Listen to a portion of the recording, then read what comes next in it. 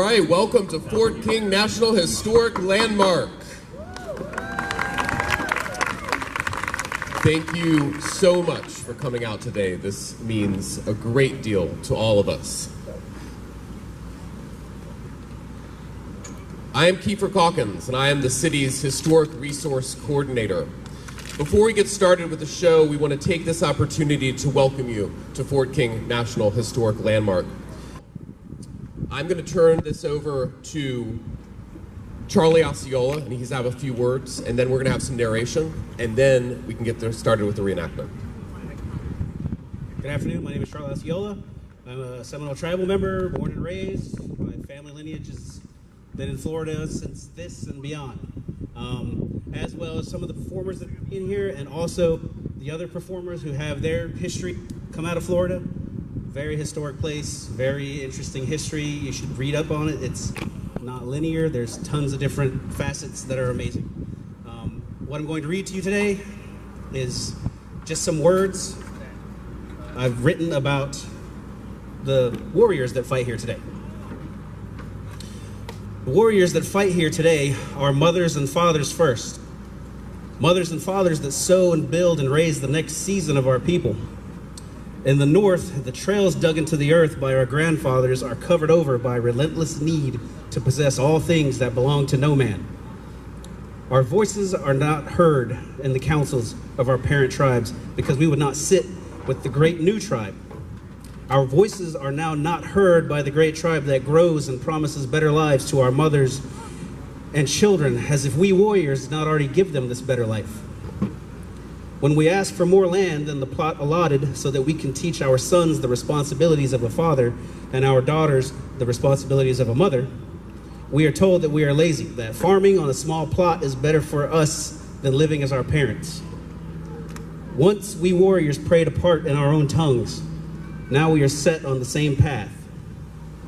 The Spanish called us Cimarron, the great tribe called us Seminole. No matter what is on our heads, it is what's in our hearts that will bleed into the soil today. Like the day-long storm is relentless, so will our attack be, and only splinters will remain. Stillness in the trees, silent on the ground, and fearless in the face of our enemies. And this is the contemplation of a Seminole warrior. Thank you. I'm now going to... Well, this is a story of a frontier fort, of broken promises, and ultimately a fight for freedom. The early colonization of America by European settlers had profound impacts on Native Americans as warfare, slavery, loss of land, and introduced diseases took their toll. As the United States continued to expand outside the original 13 colonies, the displacement of Native Americans was detrimental. Many promises were made. Those same promises were broken. In 1830, President Andrew Jackson issued a devastating blow by signing the Indian Removal Act to relocate all Native Americans to west of the Mississippi River. When Native Americans resisted relocation, the government applied for forceful coercion. Now, in Florida, the Seminole had already been pushed to the breaking point, forced to lands on a reservation that could not sustain them. Now, Fort King had been constructed in 1827 as a military post from which the government could manage the escalating conflicts between American settlers and the Seminole. The fort was situated on the northern boundary of the lands that had been reserved for the Seminole with the Treaty of Moultrie Creek. In 1833, General Wiley Thompson was appointed as the Indian agent and tasked with negotiating removal of the Seminole to enforce the Indian Removal Act. In short order, Thompson had managed to alienate many of the influential Seminole warriors, and in particular, Osceola. On that fateful day of December 28, 1835, Osceola and a band of Seminole attacked and they killed the Indian agent Wiley Thompson and others. Several hours before that, unbeknownst to those at Fort King, Major Francis Dade and 103 of his men who were traveling from Fort Brooke in Tampa to Fort King to provide reinforcements were attacked by Seminole warriors near present-day Bushnell on the Fort King Road. Only 3 of the soldiers survived that attack. A graphic account of the attack on Wiley Thompson and others at Fort King was reported in writing by Lieutenant Joseph W. Harris, the state dispersal agent, to his superiors upon his arrival at the fort shortly after the attack. Now, what you will witness here today is a reenactment of the events of December 28, 1835, as described in that correspondence found in the official records of the United States government.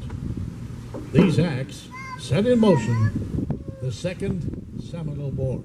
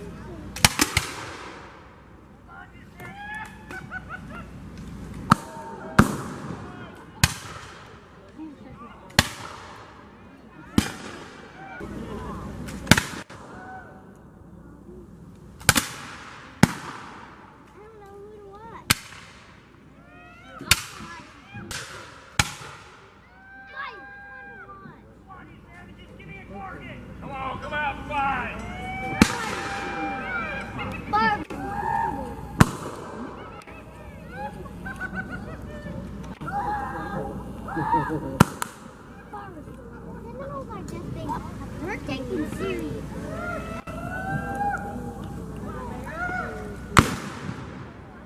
Fire Seminoles! Fire Seminoles, fire! They're firing out. It's the USA Army. USA Army are...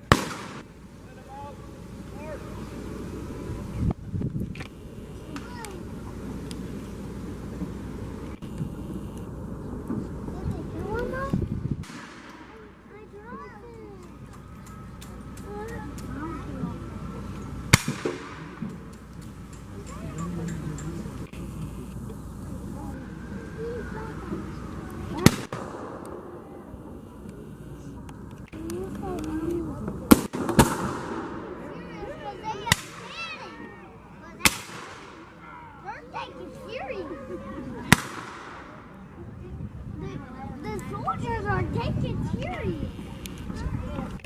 With the tank? They're taking so